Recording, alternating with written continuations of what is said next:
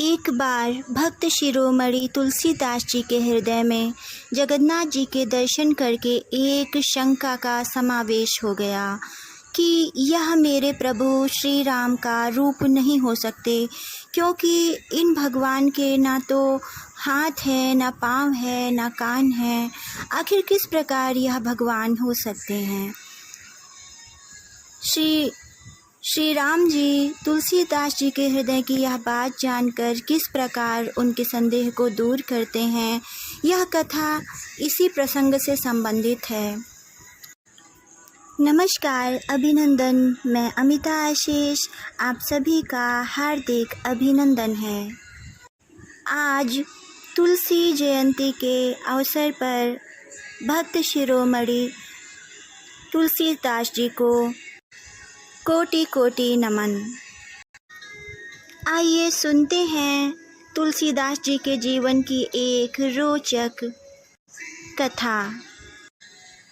तुलसीदास जी के इष्ट देव भगवान श्री राम हैं। एक बार की बात है जब तुलसीदास जी अपने इष्ट देव का दर्शन करने के लिए श्री जगन्नाथपुरी गए थे। जगन्नाथ मंदिर में भक्तों की भीड़ बहुत थी। यह देखकर तुलसीदास जी प्रसन्न मन से मंदिर में गए।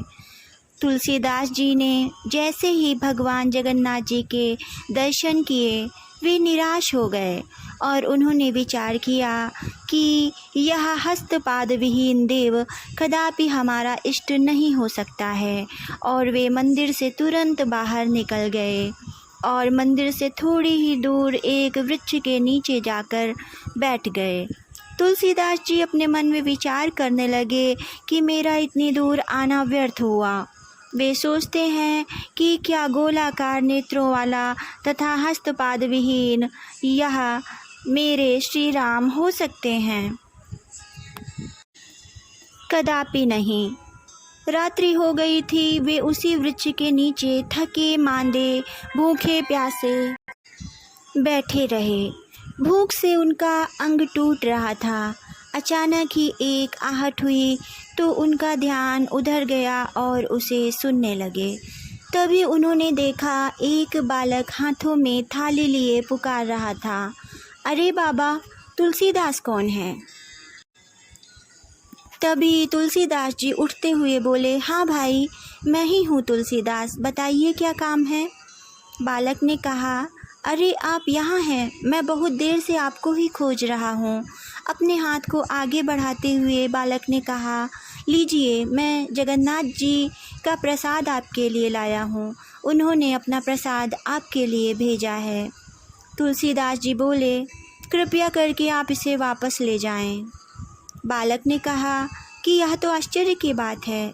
जगन्नाथ का भात, जगत पसारे हाथ, और आप इसे अस्वीकार कर रहे हैं, और वह भी जब स्वयं महाप्रभु ने इसे भेजा है। इसका क्या कारण है? तुलसीदास जी ने कहा, अरे भाई, मैं बिना अपने इष्ट देव को भोग लगाए कुछ ग्रहण नहीं करता हूँ, और फिर यह जगन्नाथ जी का झूठा प्रसाद जिसे मैं अपने इष्ट देव को समर्पित न कर सकूँगा, यह मेरे किस काम का है?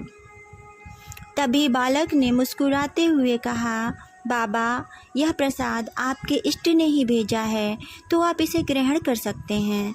तुलसीदास ने बालक से कहा, यह हस्तपाद विहीन दारुमूर्ति मेरा इष्ट नहीं हो सकता है, यह मेरे राम कभी नहीं हो सकते हैं। बालक ने तुलसीदास जी से कहा कि श्री रामचरितमानस में तो आपने अपने इष्ट के इसी रूप का वर्णन किया है। बिनु पद चलई सुनई बिनु काना, कर बिनु कर्म करई विधि नाना, आनन रहित सकल रस भोगी, बिनु बानी बक्ता बड़ जोगी। बालक के ऐसा जवाब देने के बाद तुलसीदास की भावभंगिमा देखने लायक थी। उनके नेत्रों में अश्रु बिंदु थे और मुख से कुछ भी शब्द नहीं निकल रहे थे। बालक ने थाल रखा और यह कहकर अदृश्य हो गया कि मैं ही राम हूँ। मेरे मंदिर के चारों द्वारों पर हनुमान जी का पहरा हर समय रहता है और प्रतिदिन विभीषण मेरे दर्शन को आते हैं। कल प्रातः तुम भी आकर मेरे दर्शन कर लेना। बालक अर्थात राम जी के जाने के बाद तुलसीदास जी ने बड़े प्रेम से वह प्रसाद ग्रहण किया और प्रातःकाल उठकर मंदिर गए। मंदिर में उन्होंने जगन्नाथ जी, बलभद्र और सुभद्रा के स्थान पर श्री राम, लक्ष्मण एवं जानकी के भव्य दर्शन किए और दर्शन करते ही वे भाव विभोर हो गए। इस प्रकार तुलसीदास जी को श्री रामचंद्र जी के दर्शन हुए और भगवान ने एक भक्त की इच्छा को पूरा किया। तुलसीदास जी जिस स्थान पर वह रात्रि व्यतीत किए थे, उस स्थान को आज तुलसी चौरा नाम से जाना जाता है।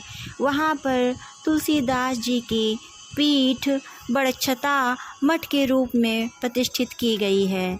जगन्नाथ जी के दर्शन करने वाला हर व्यक्ति तुलसी चौरा के दर्शन भी करता है।